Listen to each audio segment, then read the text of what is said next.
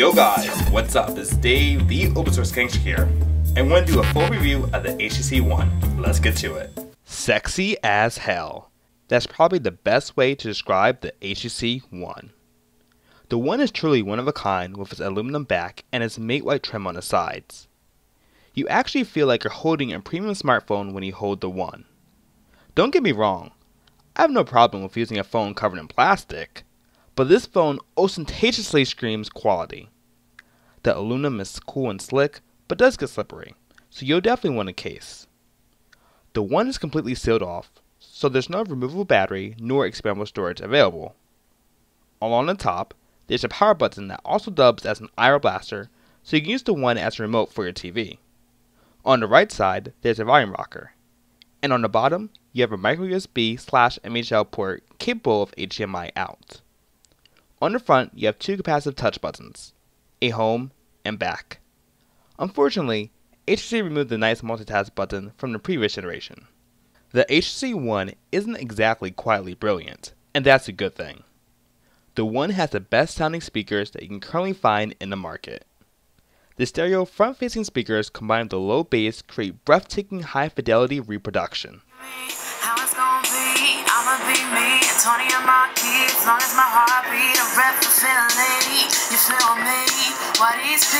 The quality stretches beyond anything you've ever heard of. Every low tone and high pitch is audible. Can't write, speak, memories I really miss. Also, since they're stereo, you'll be able to hear sound shifting from one speaker to another. The HTC One is a smartphone that any audiophile will enjoy. If audio doesn't impress you, perhaps visuals will. The One features a full 1080p SOCD3 display. What that means is that text and colors are vibrant and crisp at a whopping 468 ppi. Yes, the One's pixel density is higher than the iPhone's.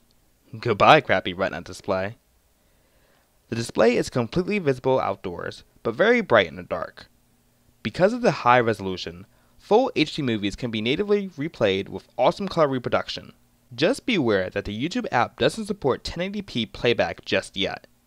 So although the videos will look great, they might seem a bit blurry due to the upscaling of 720p resolution in most cases. It's a minor annoyance, but it'll get adjusted in due time. Speaking of 1080p playback, have I mentioned that this phone is packed with power? Internally, the phone is running a 1.7 GHz quad-core Snapdragon 600 processor with the Adreno 320 GPU. Pretty much, this phone is insanely fast.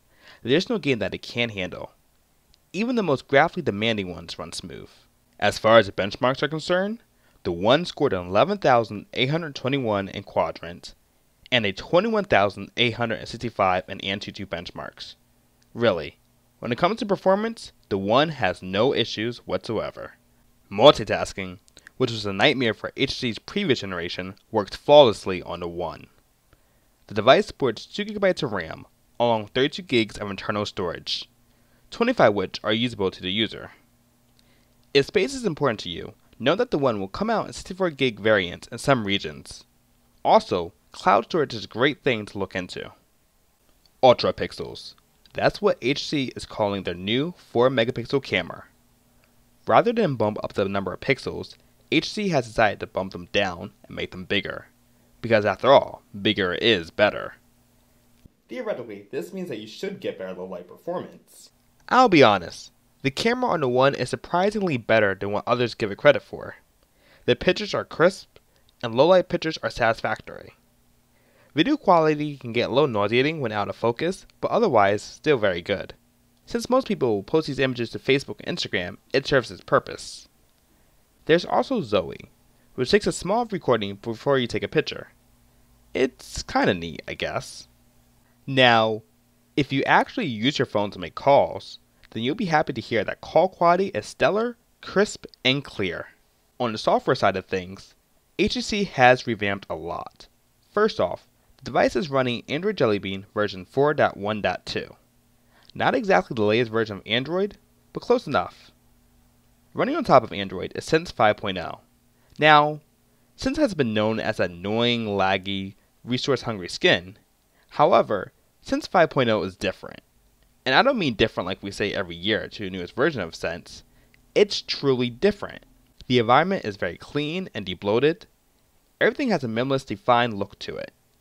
And as always, the keyboard is very comfortable and versatile. Of course, there are some annoying things that still exist in Sense, like the weird weather widget in the app drawer, or HTC's new home screen add-on called Blinkfeed. Blinkfeed is basically a revamped friend stream or flipboard. It takes information from all your social networks and combines it together into one simple feed. The bad thing is, you can't remove it. According to HTC, it is essential to the phone's experience. I think they were just lazy and didn't want to put the delete button in there. Finally, battery life. Now keep in mind that this phone is not only pushing out a 1080p display, but a quad-core CPU as well.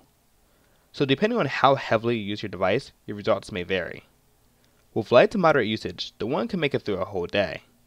With heavy usage, you will definitely need to carry a charger around. Now let's wrap it up. What I like about the HTC One is its design, fluidity, sound, performance, and display. What I don't like about the One is Blinkfeed should be optional. Also, a lot of users, including myself, have encountered touch sensitivity issues. When pressing the home and back button, it only registers half the time. It's almost as if you have to double tap it to register. Now, this is likely a simple fix that can be resolved with a software update. Lastly, the One does take a long time to charge, which isn't necessarily a bad thing, but a slight annoyance. All in all, I would give the HTC One an 8 out of 10. It's truly a great smartphone that will hopefully put HTC back in the top position it needs to be. You can get the One on any major carrier in the US along with places in the European market. Thanks for watching and tune in for another galvanizing video. Thanks.